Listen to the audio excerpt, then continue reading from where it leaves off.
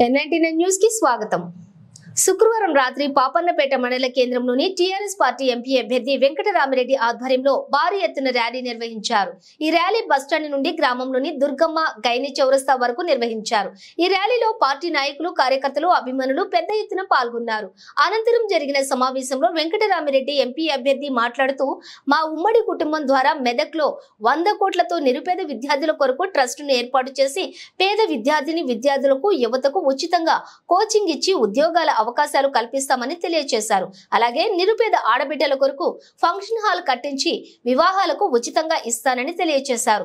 ఈ కార్యక్రమంలో మాజీ ఎమ్మెల్యే పద్మా దేవేందర్ రెడ్డి, శశిధర్ రెడ్డి, ఎమ్మెల్సీ సేరి సుభాష్ రెడ్డి, స్థానిక మాజీ సర్పంచ్ గురుమూర్తి గౌడ్, ఏడుపాయల దేవస్థానం చైర్మన్ బాలాగౌడ్, పార్టీ అధ్యక్షులు విష్ణువర్ధన్ రెడ్డి తదితరులు నాయకులు పాల్గొన్నారు.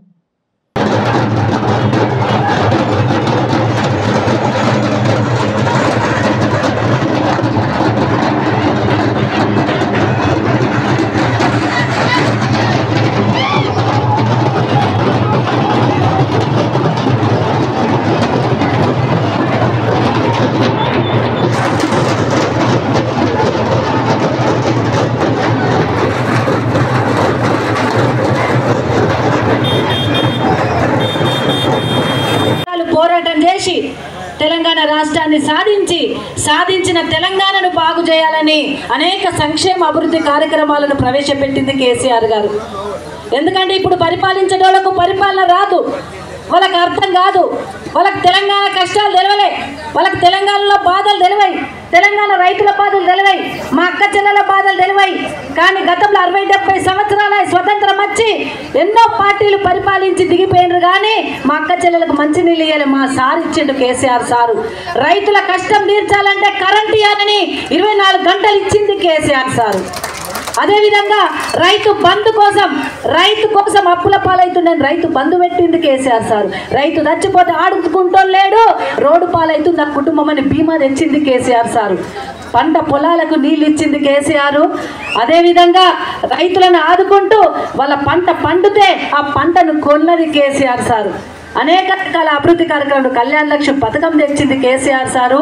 ₹1,00,000 ఆడబిడ్డ పెళ్లికి మేనమామ లెక్క ఇచ్చింది కేసీఆర్ సారు. 2,000 పెన్షన్ ₹1,000 చేసి 2,000 రూపాయలు మాట ఇచ్చిన ప్రకారం ₹1,000 చేసి మళ్ళీ ఎన్నికలలో 2,000 చేస్తా అని చెప్పి 2,000 చేసినది కేసీఆర్ సారు.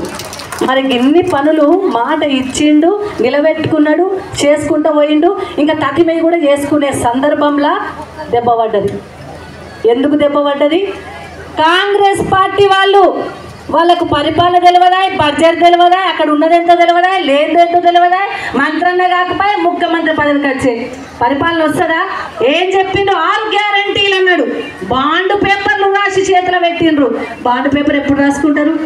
బాండ్ పేపర్ ఎప్పుడు రాసుకుంటారు అంటే, ఇంత భూమి లావాదేవీలు నడిచేటప్పుడు ఇంత భూమి కొంటే ఇన్ని పైసలు ముట్టినాయని బాండ్ రాసుకుంటే అది చెల్తుంది, కాగితం.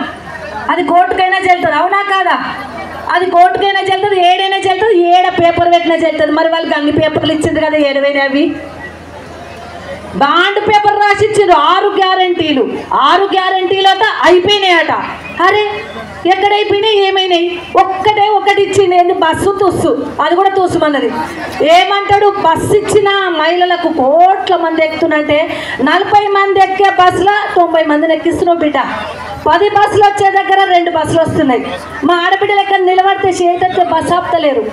అక్కడ ర్యాంక్ వచ్చినందుకు, డిగ్రీ కాలేజీలో ర్యాంక్ వచ్చినందుకు నాకు ప్రభుత్వం ఉద్యోగం ఇచ్చి పోటీ పరీక్షలు రాసి ఇవాళ మీ కలెక్టర్ నయ్యా, IAS ఆఫీసర్ నైనా.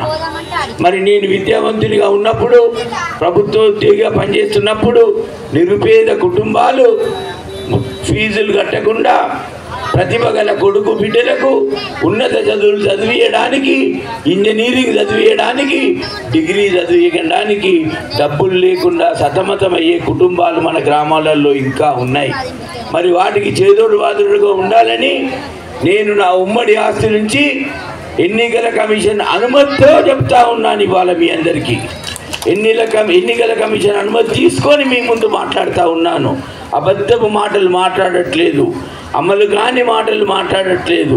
మరి నేను మాట్లాడేది ఇవాళ నిరుపేద కుటుంబాలకు ఉన్నత విద్యకు చదివించడానికి వెంకట్రామరెడ్డి ట్రస్ట్తో 100 కోట్లతో ప్రజాసేవకు ఇవాళ వస్తా ఉన్నా.